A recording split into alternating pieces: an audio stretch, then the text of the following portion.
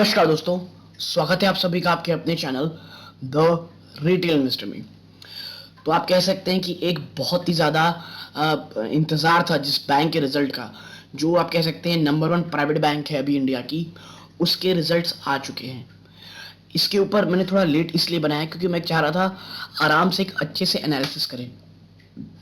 इस वीडियो को आप देखेंगे, मुझे लगता है एक बहुत ही शानदार, बहुत ही अच्छे से इस पे एनालिसिस करेंगे। अपन एक एक चीज़ को समझेंगे, कहाँ ज़्यादा चीज़ें अच्छी हो रही हैं, कहाँ बुरी हो रही हैं, किस तरह से ऑर्डर बुक्स पढ़ रही हैं। तो वीडियो को अंत तक देखिएगा, बहुत अच्छी एनालिसिस करते हुए ये हम देखने वाले हैं। लेकिन वीडियो को आगे बढ़ाने से पहले अगर आप इस चैनल पहली बार आए हैं, प्लीज़ चैनल सब्सक्राइब करें। वीडियो अच्छी लगती हो वीडियो को ज़रूर लाइक कीजिएगा, ठीक है। अब मैं सीधा लेके चलता हूँ रिजल्ट की तरफ, ठीक है। आप देखिए ये रिजल्ट निकल के आया है। चलते हम सबसे पहले स्टैंड अलोन रिजल्ट पे। और सबसे बड़ी बात मुझे हंसी आती है कि इन्होंने लाख में क्यों किया है। आप तो यार सबसे बड़े बैंक हो, आपको तो ये ऐसा नहीं करना चाहिए था, बट चलो ठीक है। इसका मतलब हमें यहाँ दो डॉट के पीछे से दो जो नंबर है उसके डिजिट के बाद यहाँ डॉट लगा देना है। तो अपन अपन ऐसे ही बातें करेंगे। देखिए सबसे पहले इंटरेस्ट अर्नड, ठीक है। इन्होंने इंटरेस्ट कैसे अर्न की है, तो आप देखेंगे तो 33,448 करोड़, ठीक है। 33,448 करोड़, जो कि अगर आप क्वार्टर क्वार्टर पे देखेंगे जो 32,000 करोड़ से जो कह सकते हैं आप 32,468 करोड़ थी, उससे ज़्यादा है। यानी क्यू ऑन क्यू बेसिस पे अच्छी है ये। ईयर ऑन ईयर बेसिस पे भी जो 30,430 करोड़ रुपए है, ईयर ऑन ईयर बेसिस पे भी अच्छी है, ठीक है। तो ये आप कह सकते हैं अच्छे रिजल्ट आए हैं दोस्तों, ठीक है। और टोटल इनकम, अदर इनकम में अगर आप देखेंगे ना, अदर इनकम में आप देखिए अदर इनकम कितनी ज़्यादा इंपॉर्टेंट है आज के टाइम में एक बैंक के लिए। और अदर इनकम में क्यों इंपॉर्टेंट कह रहा हूँ, आपको अदर इनकम वो होती है, आपको जो एसएमएस चार्जेस होते हैं और जो अलग अलग प्रकार के चार्जेस होते हैं, ये कितने ज़बरदस्त तरीके से बढ़ रहे हैं, ये आपको देखना चाहिए। एज अ कस्टमर आपको समझ में आना चाहिए कि प्राइवेट बैंक्स के लिए अब ये फीस, जो ट्रांजैक्शन फीस है, जो एटीएम से ज़्यादा आप ज़्यादा अमाउंट निकाल लेते हैं, उन तमाम फीस के कारण कितनी ज़्यादा एक्सपेंसिव चीज़ें हो रही हैं दोस्तों। ये एक साल पहले है ना, यानी पिछले साल का है। कितना है दोस्तों, 130 करोड़। कितना, 130 करोड़। अब आप मुझे बताइए एक साल में इनका जो अदर इनकम है ये 267 करोड़ रुपीस बढ़ चुकी है, यानी दुगने से भी ज्यादा। आई मीन माई गॉड, आप समझिए इन लोगों को प्योर प्रॉफिट है ये दोस्तों। और मैं बता दूं, कई लोग ये कहेंगे कि जो इंफ्रास्ट्रक्चर है, डिजिटल इंफ्रास्ट्रक्चर है, इन्हें मेंटेन करने के लिए ये सब करना पड़ता है।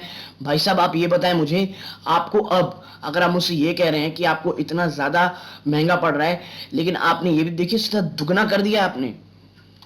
और जो सिक्वेंशियल बेसिस पे, यानी अगर पिछले क्वार्टर में आप देखेंगे ये 183 करोड़ था, 183 करोड़ से 267 करोड़।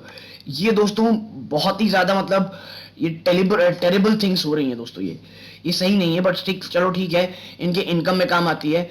तो अगर आप देखेंगे टोटल इनकम देखेंगे, तो जो टोटल इनकम आते हैं 1+2 ये आ रही है। कितना आ रही है दोस्तों, 41,085 करोड़ रुपीस, ठीक है।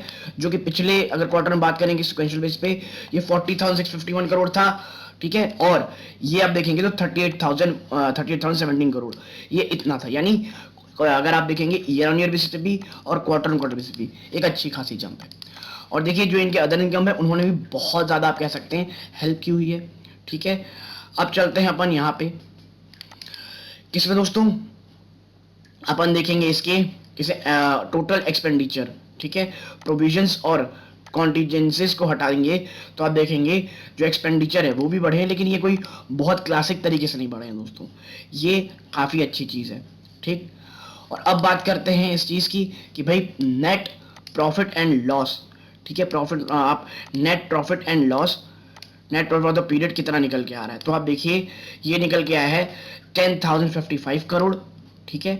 जो कि पिछली बार से अगर आप देखेंगे ये है, ठीक है। नेट प्रॉफिट ये लगभग 30,034 करोड़ रुपीस था, 10,342 करोड़ रुपीस था। और इसमें अगर आप देखेंगे तो 10,055 करोड़ है।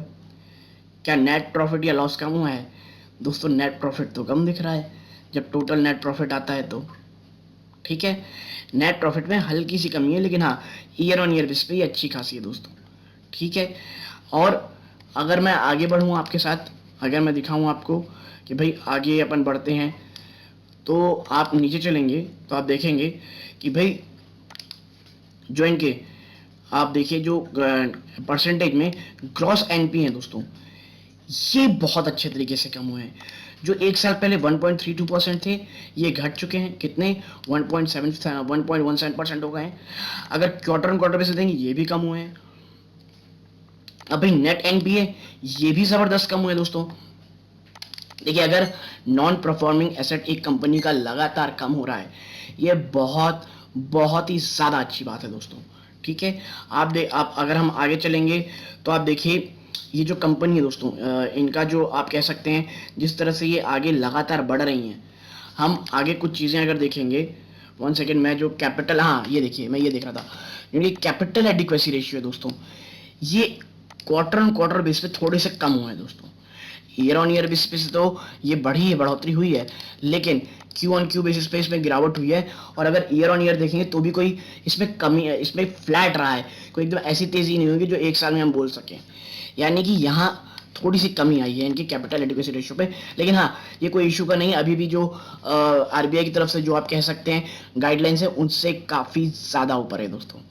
ठीक है, और आगे बढ़ें, हम आगे देखेंगे तो 1 सेकेंड, धीरे धीरे देखिए ये है इनका क्या पर्टिकुलर सेक्टर से कि सेक्टर वाइज रेवेन्यू कैसे आया।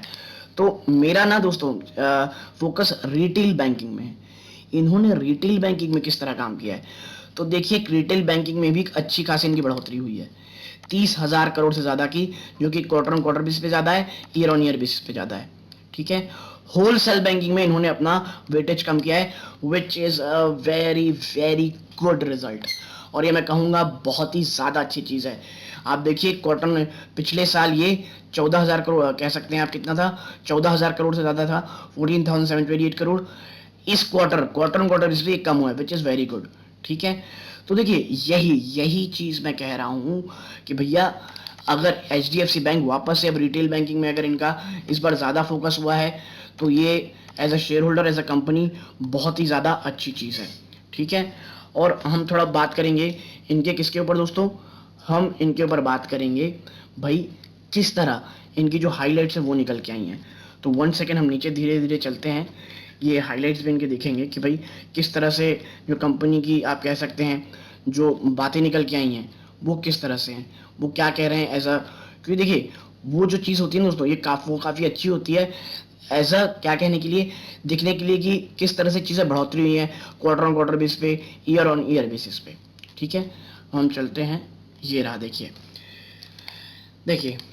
बैंक्स नेट रेवेन्यू, इनका जो नेट रेवेन्यू अगर आप देखेंगे, net interest income plus other income increase by 7.3%। इनका जो नेट रेवेन्यू है वो 7.3% से बढ़ा है to ₹26,509.8 crore for the quarter ended March 31। ठीक है, और आगे हम बात करें इनके जो नेट रेवेन्यूज हैं excluding trading income grew by 10.4%। जो इनकी नेट रेवेन्यूज है अगर ट्रेडिंग इनकम को हटा देंगे तो 10.4% से बढ़ी हैं क्वार्टर एंडेड 31 में। नेट इंटरेस्ट इनकम, जिसका मुझे बहुत ज़्यादा इंतजार था, इनका जो नेट इंटरेस्ट इनकम है, interest earn less interest expanded, यानी भाई साहब जितना इन्होंने इंटरेस्ट दिया है प्लस जितना इंटरेस्ट ये लिए हैं पाए हैं, क्योंकि देखिए इंटरेस्ट किसको देना पड़ता है, कैसे देना पड़ता है, आपके सेविंग्स अकाउंट में इंटरेस्ट देना पड़ता है, FD में इंटरेस्ट देना पड़ता है। तो ये जो इंटरेस्ट दिए हैं, बाकी जो लोन देने के बाद बाहर से इंटरेस्ट आया है, उनमें क्या बढ़ोतरी हुई है, वो द क्वार्टर एंडेड March 31, 2022 10.2% तरीके से बढ़ा, यानी ये भी बहुत ज़्यादा अच्छा है। एडवांसेस भी 20.8% ऊपर है। The growth coming across product and segment, core net interest margin was at 4% on total asset and 4.2% based on interest earning assets. ठीक है, we continue to add new liability relationships at a robust pace 2.4 million during the quarter. Liquidity cover ratio was healthy 112%। यानी कि मुझे अच्छी चीज़ जो देखनी थी है दोस्तों, बहुत ही मैं कह सकता हूँ एक अच्छे रिजल्ट हैं। इतनी बड़ी बैंक होने के बावजूद इन्होंने काफ़ी अच्छा मैं कहूँगा मेंटेन रखा है, चाहे ये सारे रेशियोज हो, नेट NPA ग्रॉस NPS अच्छे से हटे हैं, बहुत ही देखिए ये कोई बहुत फिनोमिनल रिजल्ट नहीं बोल रहा हूँ मैं कि दुगने हो गए, क्योंकि दुगने हो भी नहीं सकते। जिस तरह की इनकी और जिस तरह की इनकी हैवी बुक है ना दोस्तों, उसी हिसाब से अगर स्टेडली ये बढ़ रहे हैं, ये बहुत ज़्यादा पॉजिटिव चीज़ है, और मुझे इसीलिए एक बैंक के रिजल्ट काफ़ी ज़्यादा पसंद आए हैं। तो अगर ये एनालिसिस पसंद आई हो प्लीज़ वीडियो को लाइक कीजिए, चैनल पहली बार सब्सक्राइब कीजिएगा। यहाँ तक जुड़े रहने के लिए सबका बहुत बहुत धन्यवाद। ये इस वीडियो का अंत है। जय हिंद दोस्तों।